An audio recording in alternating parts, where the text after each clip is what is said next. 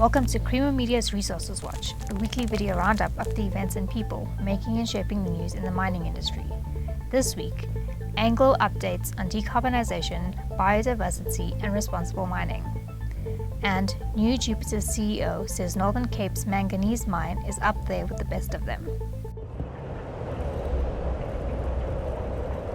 Decarbonisation, net positive biodiversity, and progress towards assuring all operations against recognized responsible mining standards are addressed in Anglo American's twice-yearly sustainability performance update. I absolutely am of the view, and we as an organization are of the view, that climate change is now undeniably the defining challenge of our time.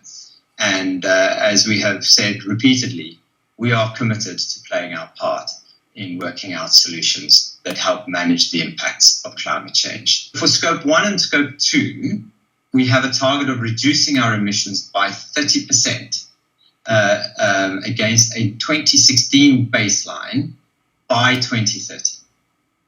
And on our way then to achieving full carbon neutrality across the whole of the portfolio by 2040. So you'll be familiar now with that chart on the left-hand side, which gives you a very clear indication as to how we expect the emissions profile to evolve over that period of time, those two distinct periods of time. We always said that over time we would fill the detail in of achieving our reduction targets, and there have been a couple of developments since we updated you in April of this year. The first one I spoke about at length during our results presentation at the half, which is, of course, the launch of NewGen and the first motion of our zero emissions haulage solution. That work continues to progress and is going well. The new news is the creation of Envusa Energy, which is a joint venture company that we now have with EDF Renewables, and we will bring others on board with that as well. And we're setting that up to produce the renewable energy that we need to decarbonize our Southern African operations. New Jupiter Mines CEO Brad Rogers says the Northern Cape's Chipibowa manganese mine is up there with the best of them. I'm relatively new at Jupiter. I've been on board since the 1st of August, and it's been great to get here a number of times actually since then and go to site.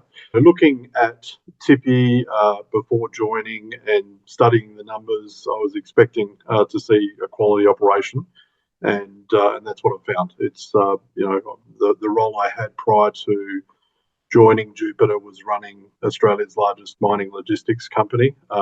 Biz was a 140-year-old company that was on 50 different mine sites, mostly for larger miners around Australia and also Indonesia. And so, I've seen around the world my fair share of mine sites, good and bad. And I would say Chippy is up there with the best of them. Very well invested, very good, stable, experienced management team as well. And I think you can see that in Chippy's results. Great safety record, which I think is always a good marker for how well the place is run in general. And that's certainly the case with Chippy, but also very stable production, stable and low and reducing cost base. So, everything I saw in terms of the operation itself really married up with that good impression I had prior to joining. For mining news as it breaks, stay logged on to miningweekly.com and register for our free daily newsletter.